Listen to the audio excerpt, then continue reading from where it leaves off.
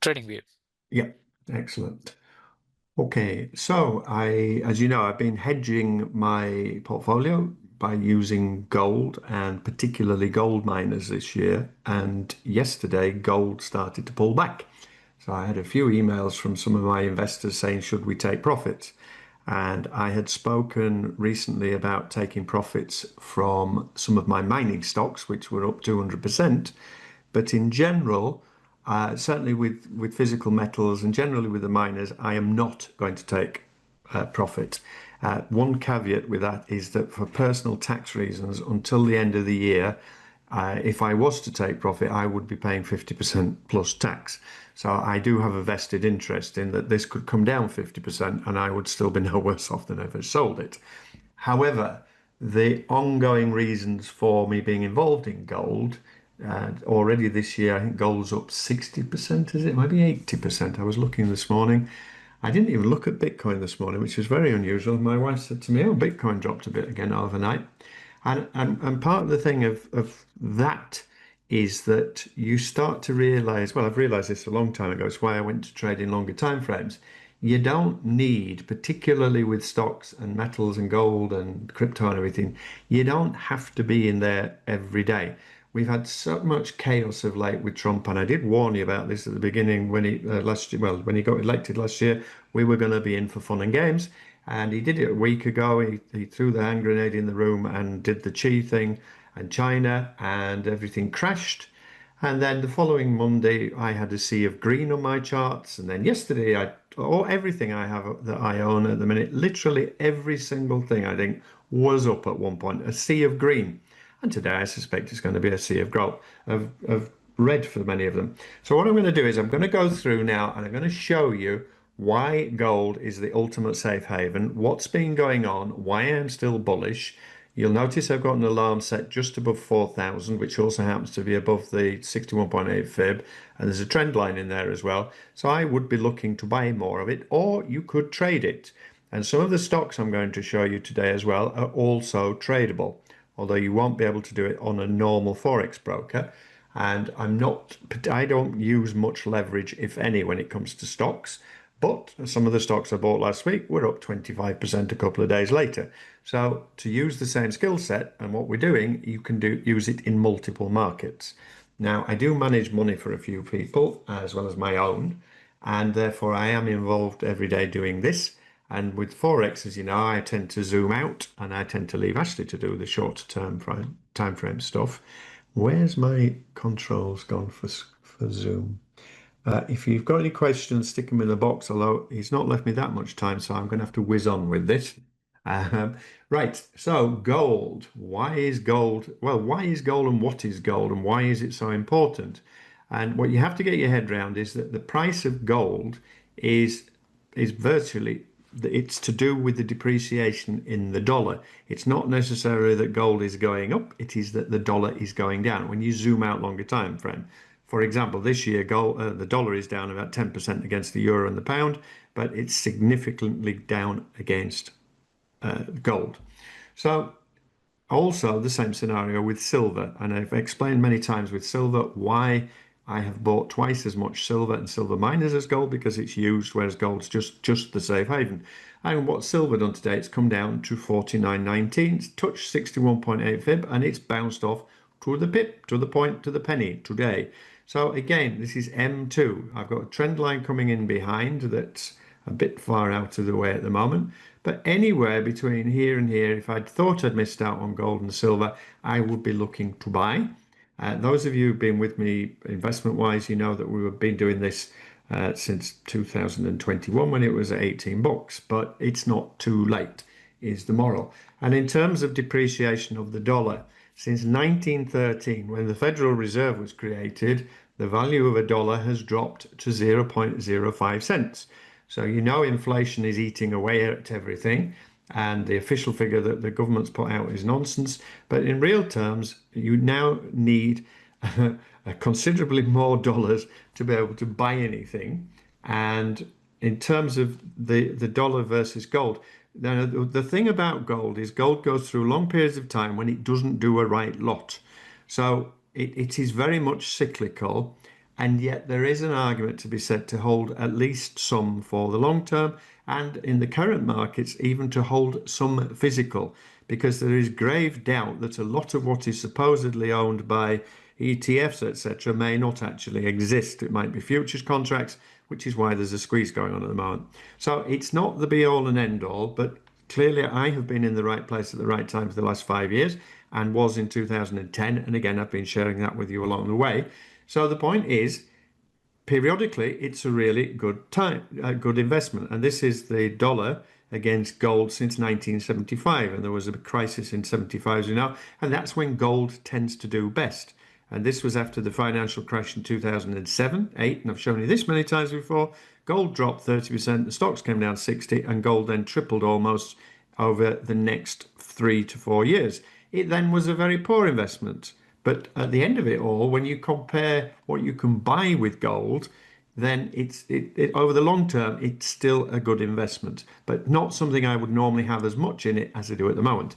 And this is looking at the purchasing power, the loss of the dollar vis-a-vis the increase if had you had your money in gold. So the gold price has increased 7,000%, and the dollar has come down 96%.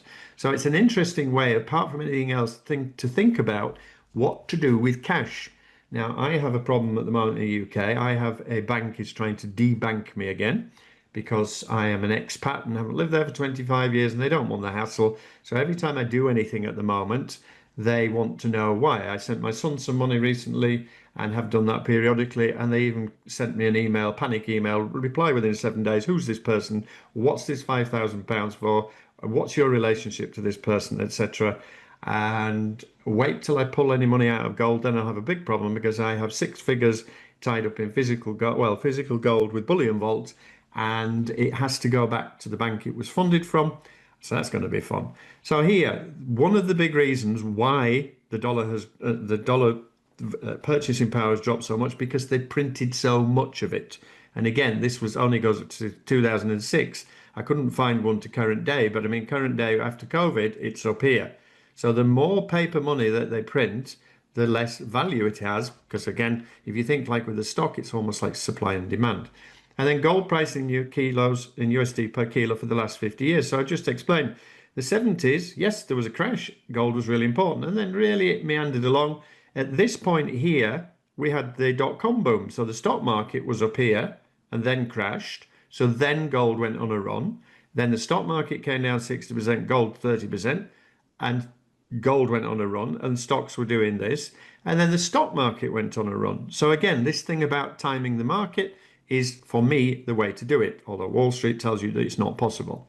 Now, underlying reasons why gold and silver, particularly gold, I think gold may go on a bigger run than silver at the moment, is because of the state of the worldwide economy. And I pulled this up for the UK. Unemployment at its highest level for 4 years. And again, that figure at 4% is a work of fiction, because there's so many people, millions on sick long term for mental health reasons. And there's also the fact that the borrowing hit the 5-year high. This numpty, who was in charge of finance, lied on her CV and said she'd worked at the Bank of England for 10 years. And she was actually on a help desk in a bank for 2 of those 10 years, saying, "Hi, this is Rachel. How can I help you?" And she doesn't know what she's doing. She came in that she was going to revolutionise the UK, and she certainly has, because now it's in a far worse state than it was. And then all this is about inflation and food inflation, etc., etc. Things ain't good. And the same in the US. And at the moment, because the government's on lockdown, we're not getting the data. Although really the data is a joke anyway, because when the last year of Biden, the jobless figures came out 70,000 better than expected every month. And then at the end of the year, when the auditors went in, it turned out that that was a nonsense. But the jobless situation in America, and with Trump laying off a lot of government workers as well, not great. And another one that's a kind of a barometer, your delinquency rate for mortgages is creeping up, not good. And cars, it's not creeping, it's shooting up. And the amount of repossessions of cars that are going on at the moment in the US is significant. And when you start talking about US subprime defaults, that sends shivers down your back if you live through the 2007 and 2008. And then here you've got the scenario where with comparing the S&P against gold. So remember, I've just said to you, there are long periods of time when the S&P is a better bet, But this is a little misleading because the value of gold is still greater. Again, this is supposedly up to current date, and I'll look at the value in a minute. This is against the euro. So had you just held on to gold since 1990, you would have had an average return of 7.23%, standard deviations not too dissimilar to S&P nor the Sharpe ratio. And if you'd had it in the S&P, you would have had a better return. If you'd had it in the pound, then the return was actually better on gold. So you have to think about your own currency when buying gold. And finally, this is against the USD. So gold spot price was better than the S&P, but obviously long periods of time when the S&P was a terrible investment. For those of you not sure what a standard deviation and the Sharpe ratio is, if I'm never sure on something, I just chat GPT or Google it. And I asked it this morning for a simple explanation. That's all you need to do is put that in. But you will notice that there is standard deviation, and also the Sharpe ratio shows on my FX book. So if you don't understand what it's telling you, get Googling. So back to this. Gold rallies and slumps. Again, I've just shown you something similar here. And then this is an article from 2022, so they're a little bit ahead of the curve. Not sure where the LAI Times comes from, but they were talking about central banks starting to buy gold, and that's where I found this graph about the dollar's losing its purchasing power. And then when we got on, there's also a video I found on YouTube. So if you type into YouTube understanding standard deviation, if you prefer a 2 or 3 minute video, that explains it for you there. And then the purchasing power. So we looked at the dollar since 1913. It's collapsed 96%, but even since 2000. So even non-baby boomers, your $100 in 2000 by 2024, I think this was, is down at $54. So you know that the spending power, when you go to the shops, it now costs you twice as much. It does almost as it did in 2000. So again, inflation is eating it all away. This is a kind of graph that your long-term gold buff will show you. And they will say with this is that if you compare the value of gold against a house, i.e. a real world asset that we all need, then in actual fact, gold is an extremely good investment, because in 1890, it cost you 5.26, is that what it's telling me? Gold bars, 5.26 gold bars. And by this year, it's only costing you 3 gold bars. So if you were fortunate enough that Grandad hid some gold bars under his floorboards for you back in 1890, you could now buy 2 houses for it. And then there are periods of time in crashes when you would need significantly more. So all of this is trying to kind of help you to understand what's going on. For those of you that like things a little simpler, it would have cost you for a toga, a belt and sandals in the Roman area, it would have cost you an ounce of gold, and it's roughly the same figure today for a suit, tie and shoes. So the longevity, the long-term holding of gold and why to do it, and say I have periods of time when I hold more and less, and I have been holding a lot of late, and I continue to do so, not in the house, for personal reasons to do with insurance, transport and all the rest of it, and I'm not here half of the year. If I was able to hold it in my house or hold it somewhere safe in a safe deposit, I would be inclined to buy some. But be careful, because I don't know if Martin's with us today from Holland, but no, he's not. He was telling me now that the government there have started adding sales tax at 20% onto new silver coins. Why are they doing that? Because they don't want you to buy the damn things, do they? So, and also with coins, you have to be careful, because some of them have a value based on how pretty they are. And in the US, I can't remember which coin it is. Any Yanks with us today may know that there are certain coins in America that are very, very popular. I think maybe Golden Eagle, but you'd have to check. Where is the gold going? Well, central banks, one of the articles I just flicked through very quickly was talking about how China is believed to be sat on a lot of gold. And this is from 2 weeks ago. And I've explained this before. The banks, central banks around the world have been buying it. Banks who haven't bought it for many years. China's reckoned to hold most of it because they've been sneakily buying it as well as what they produce themselves. Central banks are buying it because if there's a fiat currency collapse, ultimately, gold is the ultimate safe haven. Shared this with you before. This gentleman is very good, and he's been involved in gold for a very long time, 50 odd years, and he knows more about the gold markets than I do, which is why I subscribe to him. I think it's $100 a year, $8 a month. I recommend if you want to know more about gold, I recommend you try it, and it's free. You can, I think you try for a month free. So there's put the link in there again. Sasha, Tobias, and Devon, I have got you a free membership for a month. So, but this one I think will give free membership on a different level to the rest of you. But it's worth understanding what's going on. Now, the one thing I would say with Alistair, like most gold buffs, he's always a gold buff. And for me, this is not the way I deal with this. From a longer term perspective, yes, he is right. But as I've just shown you, there's periods when it's not a good investment, in my opinion. He's very much of the opinion that fiat currencies are debt and gold is money. And you can flick and go back through here. But he does send very detailed reports out every few weeks. And what I like about him, he understands the machinations that go on within COMEX and the London bullion market, etc. And he is very, very knowledgeable. So it's worth it for that alone if you want to understand more. And you need to understand what's going on, because ultimately, if you don't make the effort to find out what's going on, you'll be like a lot of people who've suddenly piled into gold the last few weeks who've been buying it at the top. And I had people ringing me up. I had a very good friend of mine from Lanzarote. He's been busy. He only ever rings me up when everything hits a peak. Bitcoin hits 120. Should we be buying it, Mark? No, Manu, you should have been buying it at 75, 35, 25 when I was screaming at you to buy it. So he rang me last week, along with a few other people, should I be buying gold? And I said, well, no, I will wait for a pullback like I always do. So those are people I recommend. This is another simplistic chart from gold-backed traders, and they were talking about how the average cost of a house has increased by 5,560% since 1950, and gold has gone up 6,409. So I say the moral of all of this is, from a long-term perspective, that's what's going on. Now, from a shorter-term perspective, about what things to look at to make money at the moment. Well, one of the things I've been banging on about of late, and I've shown you and made a lot of money in the last few years, is nuclear, for which you need uranium. And yesterday, Trump and Australia have signed a deal for nuclear subs.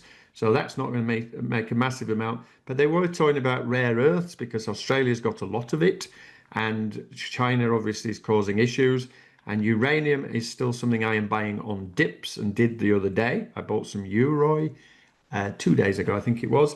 Tesla, talked about this the other week. Not the biggest fan of Tesla, but I think that Musk now, it's going to be more to do with the batteries and SpaceX and all the rest of it, rather than necessarily just the sale of cars. So I have bought some high yield Tesla related ETFs. Not bought the stock as yet, but I would buy it on a dip. But I think the results are this week. And then the other thing is that all of this standoff with Trump and Xi is that the Chinese have got major control of rare earth metals. I did buy a rare earth metal the other day that's up 15% as well. Why? Because China is controlling it. Read an article today that the US military need it. And without it, it could be that China or anybody could win the war against the US, because they won't have enough materials to be able to maintain their F-16s, etc. So the moral of all of it is understand what's going on, but also to be able to spot opportunities. And as I said, for those who were piling into gold last week, gold is up 67% in 2025. And I've just shown you a logical area for me to buy more would be at $4,000. Now, that would only give you 10%, but miners as ever, there is the potential to do more with some of the miners. And so silver now is up 86% this year, was up 60% last year. Now, all of the miners, I've got the M2 setup that I've shown you before. I showed you the other week a pullback, and I've got alarms set, and I'm using fibs, I'm using previous support and resistance. And generally with a miner, I will only buy it if I can make at least 25%. So, okay, maybe 22 on this one. Buenaventura, I don't think there's enough on that one. This was my best one last year. This was the one that went up 260%. But this one, I showed you this the other week. This is Groy. And Groy the other week did a pullback, a 78.6, I think it was, to 78.6 fib to the 55 EMA and a trend line, and had the potential to make 25%, and it did it in 3-4 days. Well, it came down and did it again. So I've moved the fib again now to the new high, the new low, and it came down Friday, and it came down and touched the 55 EMA and the trend line again. Again, it might be tight on my 25% because I've got it set down here. Only 20%. But think on, most people buying stocks are happy if they make 5 or 6% in a year. So that's the gold miners, shown you them before. Cannabis stocks, very, very lively at the moment. But as you know, I've got a lot tied up in this. I think it's going to be a winner. And we're just waiting for Trump now to change the law, the tax laws on cannabis companies in the US. I think he's probably not going to do it whilst the government is closed down. So unless well, it will be a surprise whenever he decides to do it. But I have got quite a lot. Well, I have got a lot of that. That will determine ultimately whether I have a brilliant year or just a good year this year. But I believe that this is the right thing to be in at the right time at the minute. I added some of this the other day, Tilray brands. This one I think is Canadian. So it's not a direct benefit from the Trump thing, but I was reading some of the background to it, and that it will have a knock-on effect. But it was 50% higher 2 weeks ago. So to me, it's down near 78.6 fib, major previous support and resistance, 150 whole number. It was a buy for me, not financial advice. Again, I've got all these set up on all of the stocks. The crypto stocks are the volatile stocks. So once again, if you've got the courage of your conviction and you're not using any leverage or not a lot, that was a potential buy there, and he's up 30% in a matter of days. This is CIFR, since August, peaked at 345%. So all of this is where the volatility is of use to us, because this is how we have the chance to be able to make significant gains in a short space of time. So again, educate yourself. Check out all the posts in the inside FMP. If you're thinking about the investing group, then check that out. But this is the same thing. And the gains, I was talking to Tobias last week, it's one of my private clients, and he was saying, he's aiming for 4 or 5% a month with Forex. He made 20% on buying one of the mining stocks in 2 days. So again, the potential in here with the volatility in both crypto related stocks as well as rare earth, and also in terms of uranium. So these are some of the ones at the minute. So I bought a bit more of this the other day, Arctic Quantum. I'd bought down here before, I'd taken some profit. I bought in again, 78.6, 55 EMA. This is for the future. This is where the big money is being spent at the moment now. This is supposed to be the event after AI. And again, I took profit off so that what I've got is bought and paid for. It's touched the 55 EMA at the moment, but these are all potential silly gains. That's 40% to where it was a week ago. I have an alarm set down here where I will pile in if it gets back down here. This is one that's been driving me nuts, but again, we were buying it in the summer. Now, the other day I bought UROI. So UROI is a uranium stock, and it's a royalty cause. So they don't dig it out of the ground. They don't have massive overhead. They are the ones doing deals to provide money to the miners, and then they get the profit share. So it's down from what I bought yesterday, but I have an alarm set here to buy some more, and that's 40% from where it was 3 days ago. And then what the other one I did, I told my guys I bought a Ferrari the other day. I actually bought a bit of Ferrari stock. And this was the other one I bought. US rare earth metals. China is restricting America. They can't get enough of them, and it is a serious problem, which is why Trump started shouting about it the other day.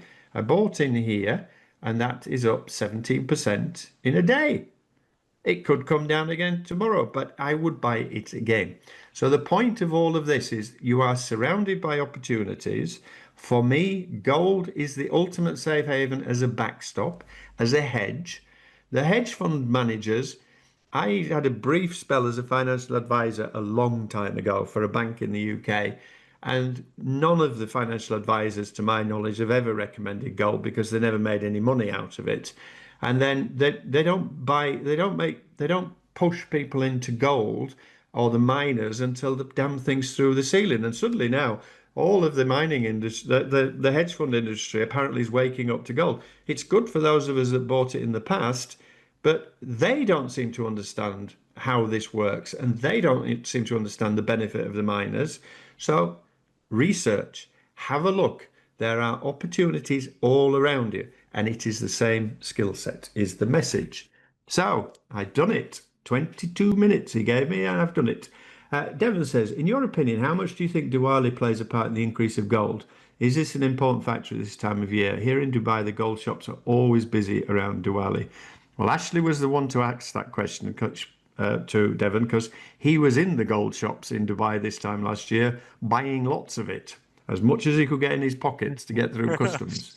Um, so you could Yes. explain, you could answer that one, Ashley. The impact Well, of Diwali. well, Indians just buy gold quite often, every time. And my wife went last year. No, I think it was this year she went again, and it was quite expensive. So I said to her, "What do you think Mark would do? Would he buy it there at the top?" And she was like, "No, he wouldn't." And so she didn't buy it, but we bought a lot of it over the years in the past couple of years, and that's physical, and we put it in a locker away in a bank. So it's safe over there, and just like Mark said, it's like too risky to hold it at home. But yeah, we have physical gold, and Yeah. that's what we prefer. But yeah, on the pullback, my wife is waiting on the hands to buy more. Like a cold-hearted Yeah. tiger. She's gonna go all in when it Yeah, she drops. will. The thing is, if you're not familiar, Diwali is an Indian festival, and the Chinese have times of the year as well where they are big buyer. I mean, the Chinese are big buyers Yeah, anyway, but you know but what? They do have discounts around Diwali, in gold shops. okay. So that's one thing to note. And as Indians, we always negotiate on the price, and we were negotiating on the gold price in there as well. And we did get some good discounts on the gold. So yeah, that's another tip for you. Yeah, well, you were telling us in Dubai. I mean, Devon's living in Dubai at the minute, so you were telling me that it was like a row of shops that you might get clothes shops somewhere else. There was this huge row Yes, of huge yes, they shops just selling have gold. like hundreds of shops just in one corner. And it took us like a whole day to go around all of them. And then we had to go again there after finding out all the prices, which one was the best one. And then we went there and we just bought it. Yeah, Yep, yeah. gold souk. That's Devon says it's in the Gulf. So the other thing is in Dubai and United Arab Emirates. I mean, Tianis is living in Riyadh now, and he just says it's nuts with crypto. You've got the West with Europe and the UK dragging their heels, trying to slow it down. Over there, Tianis was telling me one of the guys he knows went in and bought a Ferrari with Bitcoin and basically drove it out that afternoon. So that's the progress. The days of those in the West thinking that slanderously saying about the third world, the table's turned, or it's certainly turning, and you need to look east to see what's going on now. All right. Thank you all for attending. I hope you get something out of the session. I hope you will do some research and start looking at gold and other options and realize with currencies. And the other thing is cash in the bank. It's getting harder and harder to get cash out of banks because they haven't got enough of it. And if there is a crash, you will remember pictures from Cyprus and pictures from the UK with people queuing around the block trying to get their money out. And I noticed the other day, both now I have an account in Spain, one in Portugal, and one in England. They've all tying it up with the taxman now, so that if the taxman says you owe him money, they'll just take it. So don't leave a right lot in there because you might wake up one morning and it's gone, and you might not owe it, but they've taken it anyway, and now you're going to have to fight to get it back. Righty ho. Ashley says, yeah, sorry, Tobias.